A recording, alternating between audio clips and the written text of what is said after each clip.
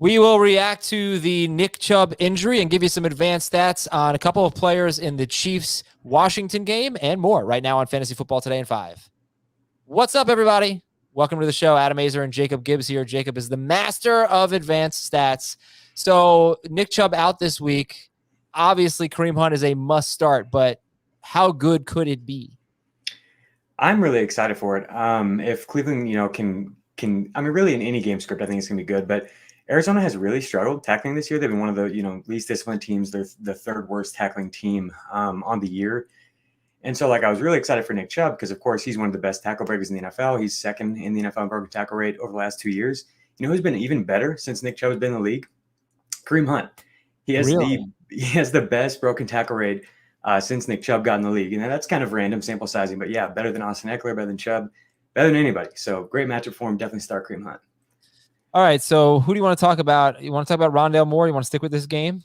Yeah, let's go on the other side of the ball there. Rondale Moore got a season high in snap rate last week. For the first time all year, he ran more routes than Christian Kirk, so that's obviously exciting.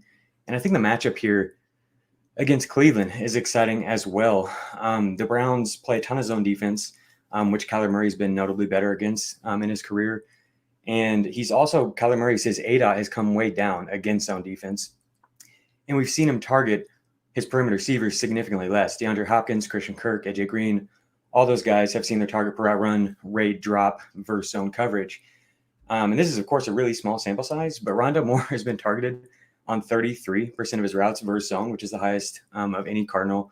And if you look back to his time at Purdue, it's the same story. And I think it makes sense given the types of routes that he likes to run and going against a Cleveland defense that I think has the fourth lowest opponent average depth of target in close games.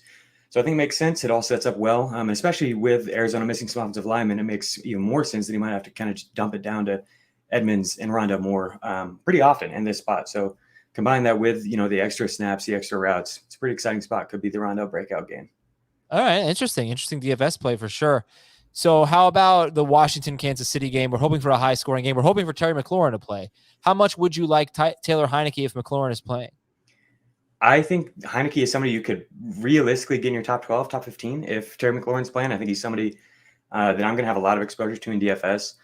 This game is just really, really exciting, especially if McLaurin plays. There's the ceiling on this game is crazy because the matchup sets up really well for both offenses. On the Washington side of things, Kansas City runs a ton of man coverage and a ton of press coverage. They're in the top 5 in both man and press coverage use. And it's a small sample size, but Heinicke's been notably better against man. And then when you look at McLaurin's numbers, it's really impressive how good he's been against press coverage and against man. He's in the top 10 in targets per out run rate against both. And we've seen it, from zone coverage, he's been targeted on 21% of his routes. He's averaged 1.8 yards per out run. That's all the way up to 29% and 2.3 against man coverage.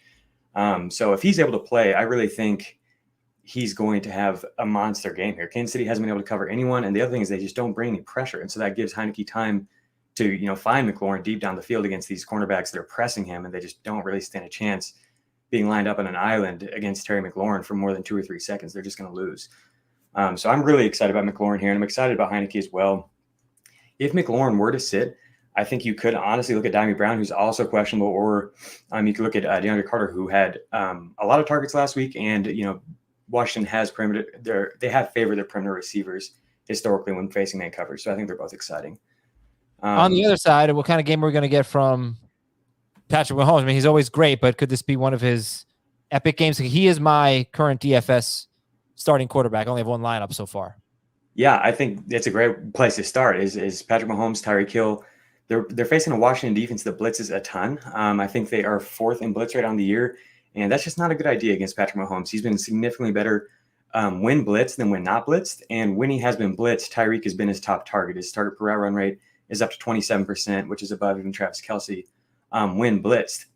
And then also Washington does play a decent amount of man coverage, not a ton. And then they also have been targeted deep downfield by their opponents at their 29th in terms of average opponent depth of target.